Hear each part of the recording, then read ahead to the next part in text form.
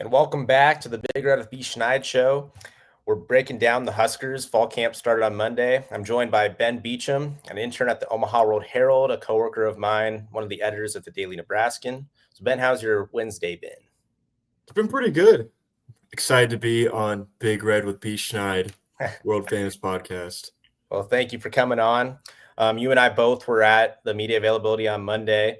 Got to see the Huskers perform for some drills and stuff. We didn't get to see much. Of course, they were only in helmets, but kind of what was your takeaway just from that 15 to 20 minutes we were out there? I guess the big takeaway and the only takeaway you can really get from those small availabilities are just how big some of these players have gotten over this offseason. Jeremiah Jones stood out. He's like 6'4", 225 at receiver. Just insane. Some of the tight ends like Carter Nelson and Harburg have really bulked up. Seeing Mosey, Makai Nelson, who I'm sure we'll talk about, competing at that running back 2 spot. They've gotten some size, especially Mosey since he's moved from receiver. Just seeing how much bulk these guys have put on. I know Rule talked about on Monday that you need that girth in the Big Ten. So that's all you can really see, and that was my main takeaway. Yeah, and we were kind of talking about that, just about the running back competition. Let's start with that. You know, we kind of saw Quentin Ives get a little shaken up, which really could derail the whole competition. But looking at Mosey, a receiver going to the running back position, and especially in the Big Ten as a true freshman, is a tall task. But looking at him, I mean, he was one of the biggest guys in the room. So I definitely think he's a guy that could potentially be a guy to count on as a true freshman to run. And the thing with Mosey is that moving positions is something that takes a lot of thinking before that even happens. Rule is very analytical in his decisions. So I think moving him from wide receiver to running back can mean a few things. It means they really like him as an athlete and a player, and they want to get him on the field, but that receiving room is very loaded. There's a lot of freshmen coming in. Barney, Key, and Isaiah Hunter are kind of locked into that top 3 spot. Guys like Janier and Bonner are coming back. You just have a lot of mouths to feed in the receiving room, and there's a little bit of a skill deficit at running back. So they must really like Mosey, and I think they really like Makai Nelson too. Rules talked about him a bit. He played very seldom last season. I think he only had 1 carry, but there's no experience behind Emmett Johnson, so it's going to be interesting to see how it shakes out. Yeah, and when we were talking on Monday, that's who you really were thinking is going to take the number 2 spot is Makai Nelson. The only thing that I question is what is one of those guys going to be able to run it on 3rd and 1? That's the only thing. I mean, could Emmett Johnson be that guy? I mean, he's bulked up, especially in his upper body. His arms look like tennis balls right now. But that's the only thing I wonder. I wonder if Mosey could be a guy there. Like maybe he is a guy that can naturally find a crease. Yeah, I think he was listed at 210. I mean, I think Quentin Ives is only a little bit above that. He's a little bit stockier, got a little bit better center of gravity. But I think, honestly, on those short runs, the most important thing's going to be your interior line. I don't think running back size. It obviously matters a bit, but I think the most important thing is your interior line, though, there. So I really don't think – I think Rule will just let the best running back go at 2. I don't know if he's looking for a more certain kind of archetype at that running back 2 spot. I think he will go with the best guy. Yeah, and Rule's shown to play for the type of or use the personnel that really benefits the offense and work around that. And with Holgerson too, you saw that when he took over. So maybe it's an outside zone run on 3rd and 1 rather than go up the middle. And maybe Raiola is able to run some sneaks and stuff. And they like their RPO game, especially with those tight ends, very athletic tight ends in those flats. Yeah, when you brought up a good point with the tight ends, I mean, you looked at Carter Nelson and Mac Markway on Monday. Holy cow, are those guys big? Yeah. I mean, especially Carter. That dude looks completely different than last year lining up in the slot. It went from a lengthy dude to looking like a legitimate tight end. Yeah, especially because he mostly just lined up out wide from what I saw when they wanted to give him the ball. I think he went a few times sort of in the trenches just as an extra body. But I really think this tight end room is incredibly dynamic. It's crazy. I mean, Markway is a guy that a lot of people are counting out, but he's someone who started, or he didn't start, but he contributed a lot with LSU his freshman season. That's no easy task to do in the SEC. Yeah, I mean, looking at that tight end room, you often wonder if they're going to be able to play all four of them, or if two of them are really going to separate from the pack. I mean, we got to hear from Lindenmeyer on Monday, and him just talking about him wanting to prove that can be a pass catcher as well. And then, of course, the talk of Heiner Carberg. I mean, he's got some of the best athleticism on the team, but will that transition actually go through? Where do you kind of think that Heinrich will be when Cincinnati comes? Can you see him being in the rotation, or do you think it's going to take a little while? I think he was, especially because he was in the Pinstripe Bowl. But I've always called Heiner Carberg the Taysom Hill of college football. And I think that no matter what position he has next to his name, I think he's going to do a lot of similar things they did last season. He'll probably be there's probably a few formations where he's in the backfield at quarterback, at running back. He'll probably go out wide a bit. He'll do the same things I think they did last year. I think maybe that position change is more about what they want him to be like physically and not what they're actually looking for him to do. Yeah, and with the tight ends, I almost wonder in those short yarded situations if we see a Lindenmeyer or a Harburg or a Nelson lineup and run a little bit of an eye. I know that is not going to be what Nebraska primarily does, but I mean, Liebertrant, the fullback from last year, got injured and he's done playing. I know they have Isaac Dickey on the football roster. They have him listed as a running back. That's the guy you could think of. But I would not be surprised if one of those tight ends kind of is a lead blocker for a guy on short yardage packages. Yeah, especially I think that would be a good fit for a guy like Harburg, just because like when Matt Rule would throw him at different spots throughout the year, you would always just wonder what is he doing with that. And I think if you put him in at that position, you can really confuse a lot of defenses into thinking what are you trying to do with Harburg there? Is he just meant to be there as a blocker? Sort of like what he did with Ty Robinson. Whenever he'd go into the backfield, it was kind of like that threat that was looming over, but he never would hand it to him. I think they can do a similar thing with Harburg, although he's not Ty Robinson size. Yeah. Well, and a guy that sometimes we forget about, I know he's now a receiver, but Bonner did play fullback his first year of Matt Rule. And I think that's a wild card guy that you never know. They might hand him the ball. I know we saw some reverses, but I wonder if they try to rep some downhill stuff. Obviously, we Yeah, won't get to see that because they wouldn't show it to us, but before week one. yeah, I've always been a fan of Bonner. I think they like what he does out wide, especially as a blocker. They looked to get him the ball a few times, especially when Holgerson started. I know USC, they looked to him a few times. They weren't afraid to put the ball in his hands. They had a few plays designed specifically for him. I think he's a wild card that when talking about the receiver room, people are mentioning.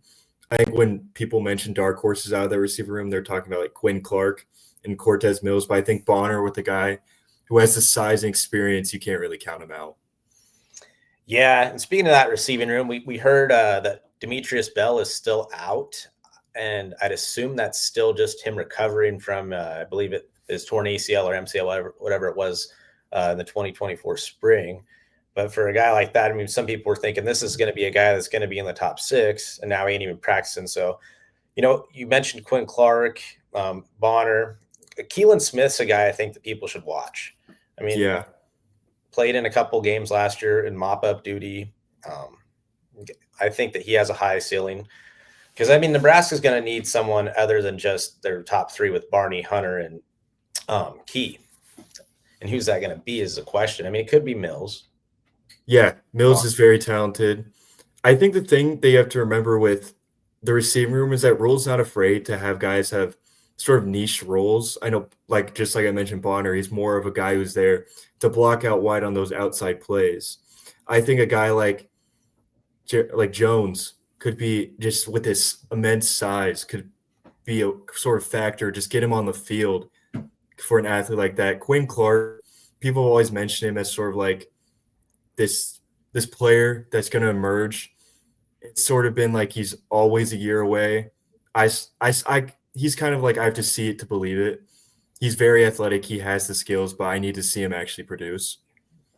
I think honestly, the most intriguing receiver on this roster for me is Isaiah Hunter. I know he had to put up over 500 receiving yards at Cal as a true freshman, and Barney put up the similar numbers. But I think Hunter's kind of already been put into this category that he's going to produce 700, 800 yards, but he's going into the Big Ten versus playing in an ACC schedule last year. So that's the one I think that has a really high ceiling, but it could also be another Isaiah Nayer type wideout. Yeah, I really think Nebraska really didn't light up the stat sheet with passing and receiving. I don't think they had a single receiver even near 1,000 yards. So I think when talking about Isaiah Hunter, it's like 600, 700 yards is a very good season, very respectable season. He's a physical receiver. He's very fast. I think he's going to be very productive. I wouldn't be surprised if he's the most productive receiver they have. He might not have the highest ceiling, but I think his floor is very high. Yeah, well, we're talking about the size of, you mentioned Quinn Clark's, Jeremiah Joneses of the world, and then we were talking about the tight ends. I mean, there is a chance that Nebraska could go have 4 split ends out there. I mean, they could put out a Jeremiah Jones, and then they could Yeah. still put a tight end or 2 in the slot, and that's going to create a lot of nightmares. And then if they still have Ja'Cory Barney on the field or someone to that speed capability, I think that, I mean, people have been talking, this is one of the best receiving rooms Nebraska's had in probably since maybe Stanley Morgan, JD Spillman years, but I guess we'll see about that here in a couple of weeks. Yeah, at this point in the season or before the season, almost every single storyline can just be ended with, but we won't know until the season actually starts. It's all speculation, but I think a lot of players will play in this. I think a guy like Cortez Mills will emerge as the number 4 guy, as more of a true receiver. I think he could be very similar to what Barney was last year, a true freshman who emerges, very athletic, very quick. They recruited him pretty heavily, getting him away from Oklahoma. Do you envision Mills being more of a Z, or could you see him more inside the slot to spell Barney? I honestly don't know. I mean, like I just said, there's just so much you've got to see play out. But I think, honestly, when you think about it, I think that Mosey move could have been more. They also want Mills to have less competition. I'm not sure. But Mills, very, very good player. People have talked about him as the top freshman receiver coming in. I'd agree with that. I really liked Mosey. I thought there was going to be wide receiver competition there for the best true freshman receiver, but they believe in both of them, and I think they really want to see both of them on the field this year. I wouldn't be shocked if Mosey still has 300 plus receiving yards as a true freshman out of the backfield, and I really wouldn't. But and tomorrow we'll get to hear from Dykeel Shorts, and I'd imagine at least a couple receivers, probably a Dane Key or Ja'Cory Barney of the world. But Yeah. I mean, it's week 1 of fall camp, so we really won't get to see much. I mean, Saturday, this is open practice. We'll get to see some actual scrimmage, probably maybe a little bit of that, but it's not like they're going to be playing a bunch of ones and stuff and showing a Yeah, I bunch of. really think we don't know this stuff until Saturday, and we still won't know after Saturday. Rhule's very aware of when the media is at practice, what to show them. He's always been kind of like the warden of information for the program. So I think he's very conscious about what he lets people see and what he lets people know. So we don't know the bulk of it.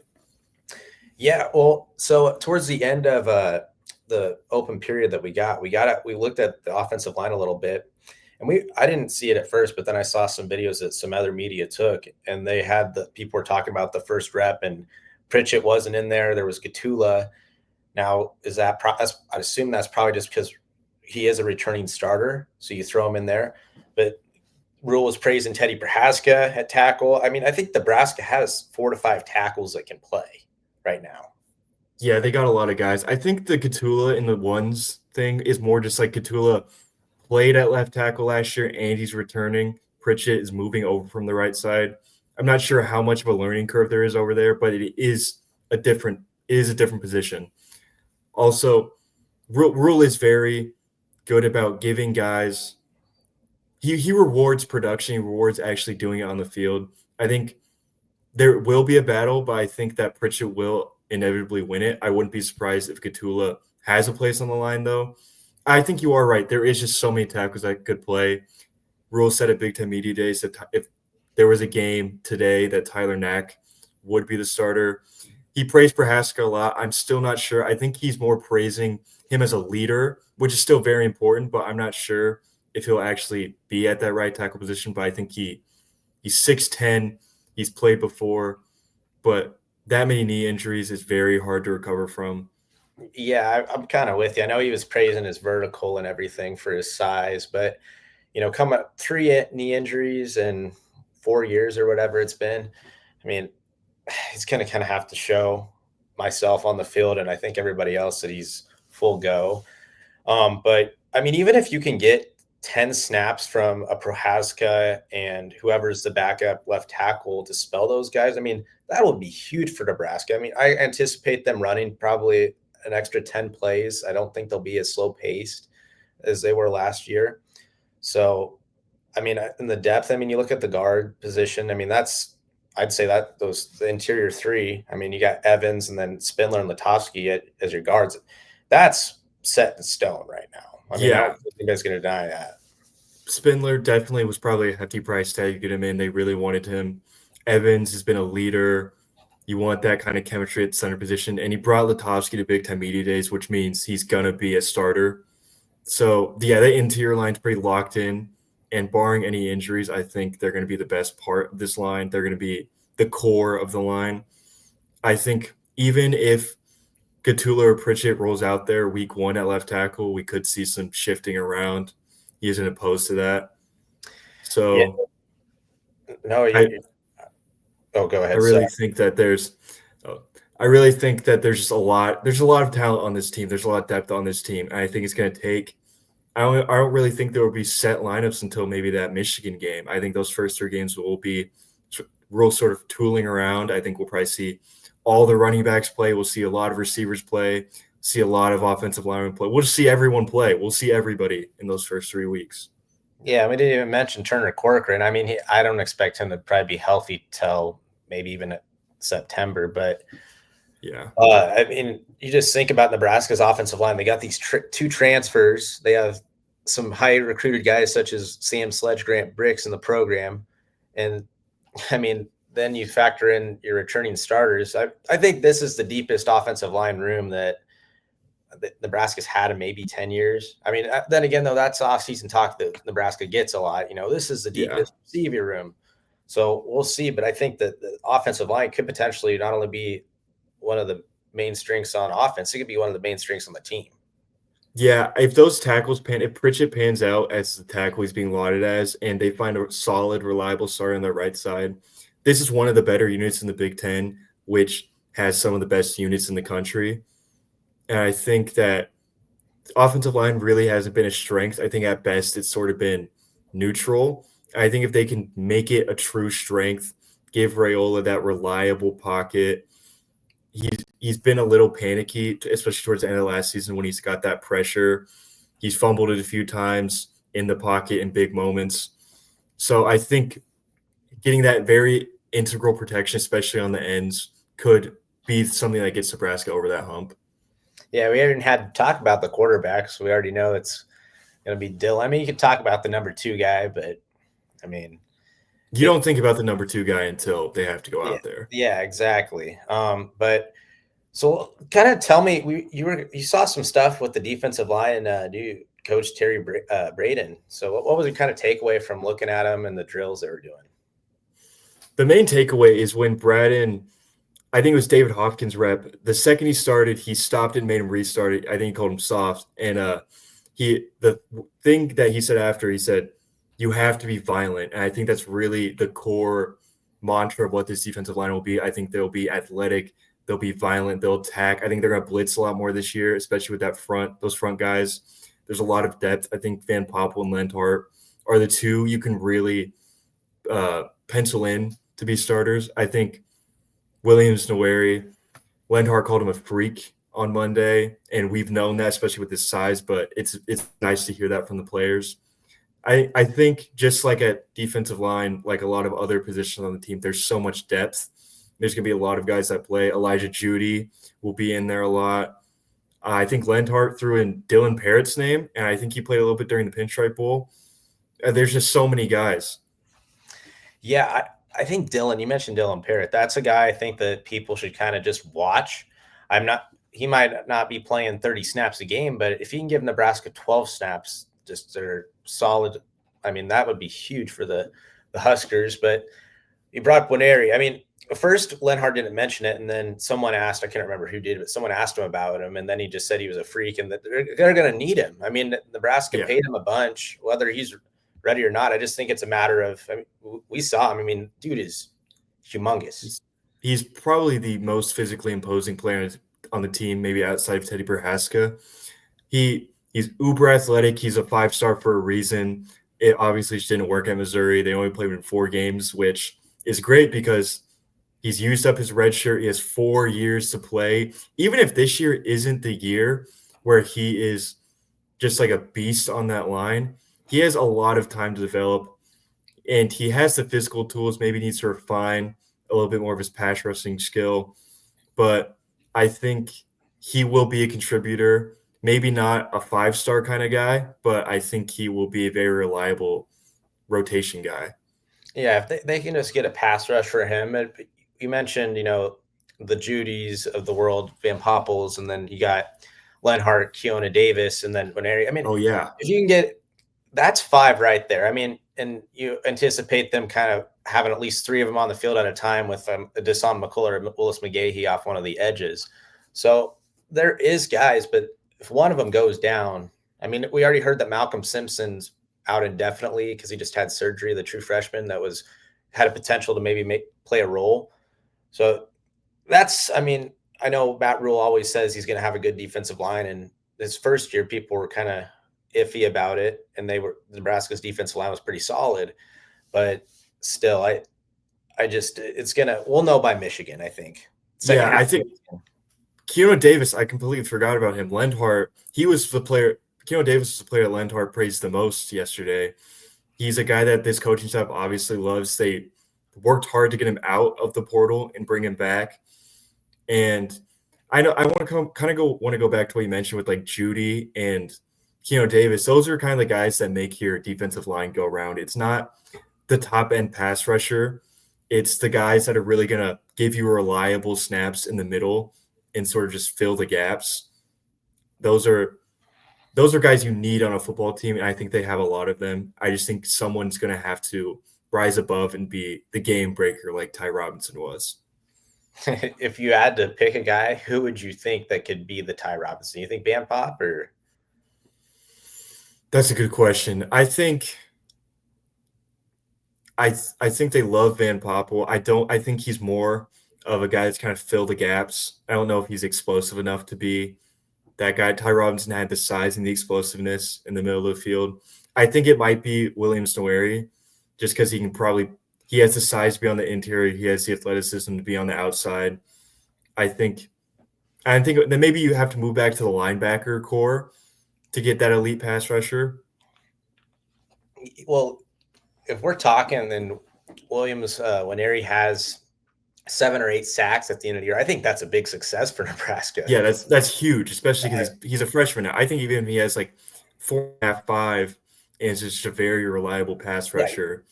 Yeah. Even if they could get 20 reps out of him a game that would really contribute, that'd be humongous for him. But yeah, we didn't really get to see too much of the linebackers and secondary were kind of doing their own little circuit drills. I think they were doing interception return drill, the defensive backs, for a lot of the open practice period. Yeah, well, let's talk about Archie Wilson. Rule had some high praise, kind of was mentioning for a second. I thought he was talking like he was going to coach Nebraska on College Football 26 when he said that they like to fake it and all that. But I mean, we saw him. That dude's huge. Yeah, he's very big. He's someone that they're very excited about. I kind of need to see it to believe it on the faking part. I think if that's something that Rule really wanted to do, he wouldn't mention it right away. Yeah. I think it might kind of be a throwaway. But he was very excited about his punting. He's can punt with both legs. Rule kind of went into the semantics of different footing for punters and how that affects the returner. He's really excited to have a guy that can kind of perplex special teams. He talked about the banana ball, which I didn't know what that was until yesterday or Monday. Yeah. I think he's really excited. I think it's good that they have players to be excited about, even at punter. Yeah, I mean, the whole special teams competition, I think, is, I mean, Wilson's going to be the punter. I mean, just even the way Rule praised him. But looking at that kicker competition, I at the open practice, I think it'd be sweet if we could just see those three guys kick 5 40-yard field goals and see who who does the best. I mean, I think it's probably Tristan Alvano is definitely the oddball out of him right now, Yeah. I but think Cole, he's shown more. He showed that. I think the most important things, he showed a lot of progress over last season. He had that rough start, then was almost the MVP of Ohio State, and he was reliable down the stretch. And I think maybe those long snapping issues could have been part of the problem. They brought in Kevin Gallick. I think he will help a lot. I think I think the best long snapper you have is someone you don't have to think about at all.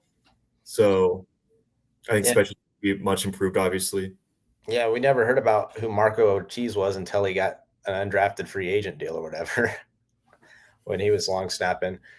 But yeah, no, I like that, and I mean the I mean, I think something that we're not necessarily talking about too much, but it's I'm really intrigued by is the secondary, just because who's going to be. I think we got a good idea who the top five are going to be with Buford, Hartzog, Singleton, probably Andrew Marshall, and then of course, so you're right. But I'm intrigued by the Donovan Joneses of the world, Caleb Benning. I think I heard somebody was saying that Donovan Jones is playing safety now. Yeah, I've heard that. He's also put on a good bit of size. I think he's someone that's just good enough that he can probably make a position change or he can stay put at corner. I think it was Steve Mark over at Inside Nebraska who said he wouldn't be surprised if he saw him play linebacker at some point. He's just he's another kind of rule guy where he's focused on getting those intangibles and sort of finding the spot as they go throughout their career. I'm also interested in the Amari Sanders of the world, sort of the guys that were part of that 2024 recruiting or 23 recruiting class that haven't maybe found their spot on the field yet, but are still guys that they're excited about. Yeah, you mentioned Amari Sanders. I mean, Rules brought him up all the time. And another guy, we've seen him play a little bit of special teams, but Bryce Turner, Rules' first ever commit. I mean, the dude's up to over, I believe, 200 pounds or right around there. Supposed to be, I mean, in high school, he was running in the tens and the 100, I believe. That's another guy. I just wonder if they're going to rotate defensive backs more than they have with because I mean, they have 25 on the roster. Yeah, I that might just be a depth thing. I don't know how much they're going to rotate around, but I guess rotating around is how you find the Seer Wrights of the world. He didn't play into Illinois, and then he showed that he was the best defensive back on the team. I think having Singleton back is also huge.